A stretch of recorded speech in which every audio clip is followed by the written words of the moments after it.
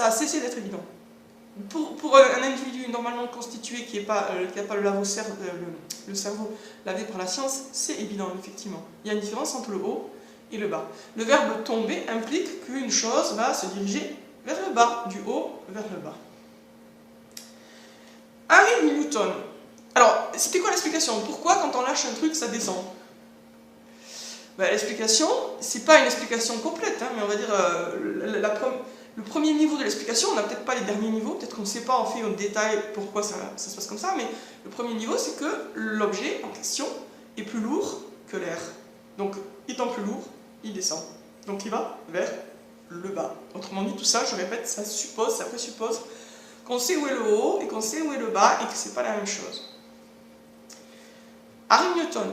Et qu'est-ce qu'il dit, Newton? Il dit, si le livre descend, c'est parce qu'il est attiré par la Terre.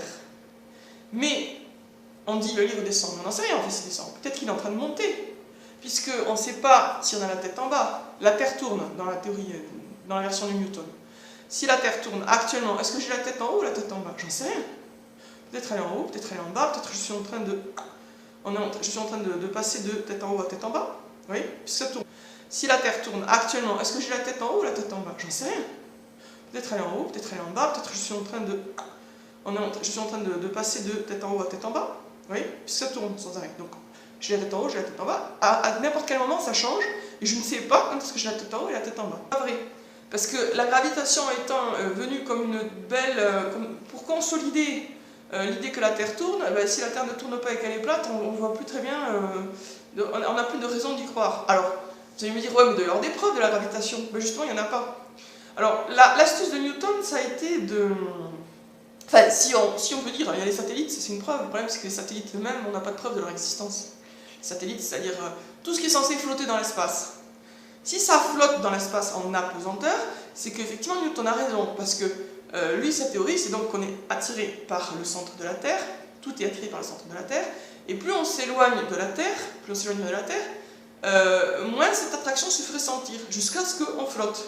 Donc toute la notion d'apesanteur, de flottement dans l'espace, est une conséquence de la notion de gravitation. Alors, l'apesanteur, il y a une chose qui existe, mais ça, c'est pas l'apesanteur au sens newtonien du tout. Hein. C'est simplement que si vous êtes dans un avion et que l'avion fait un piqué, tout ne va pas tomber à la même vitesse dans l'avion, ce qui fait qu'on aura la sensation de flotter. C'est juste une sensation liée à deux chutes, la chute de l'avion et la chute de la personne dans l'avion. Comme l'avion va chuter un peu plus vite que la personne qui est dans l'avion, la personne qui est dans l'avion aura la sensation de flotter. Mais ça prouve absolument rien par rapport à la gravité. Vous voyez, c'est pas du tout le même scénario, parce que ce n'est pas cette sensation d'apesanteur et ce flottement, il n'est pas lié à un éloignement de la Terre, il est lié au mouvement de chute vers le bas. C'est juste deux chutes, une plus rapide que l'autre, c'est tout. Donc, si vous voyez des gens flotter dans ce qui est censé être une capsule spatiale, c'est pas forcément une preuve de la gravitation. Ça pourrait être simplement des gens qui sont dans un avion et qui sont en train, l'avion fait un piqué, c'est tout. Et c'est effectivement, il y a des indices qui montrent que par exemple dans la station spatiale, il y a des fois on les voit flotter, en fait ils sont probablement dans un couloir d'avion, en train de faire un piqué, rien de plus. Donc tout ce qui est apesanteur dans l'espace lié à un éloignement de la Terre, cette idée-là, les gens qui sur la Lune se flotteraient à moitié, tous les films que vous avez vus, vous voyez des gens flotter dans l'espace, des trucs flotter dans l'espace, que ce soit des satellites, des cosmonautes, etc., etc.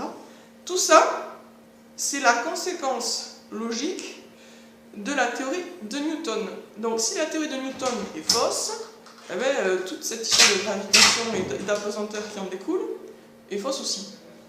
Donc c'est pour ça que, après il y a des raisons d'en douter, des raisons plus précises, mais c'est pour ça que ceux qui pensent que la Terre est plate pensent aussi que la gravitation n'existe pas, que les satellites ne sont qu'un roman.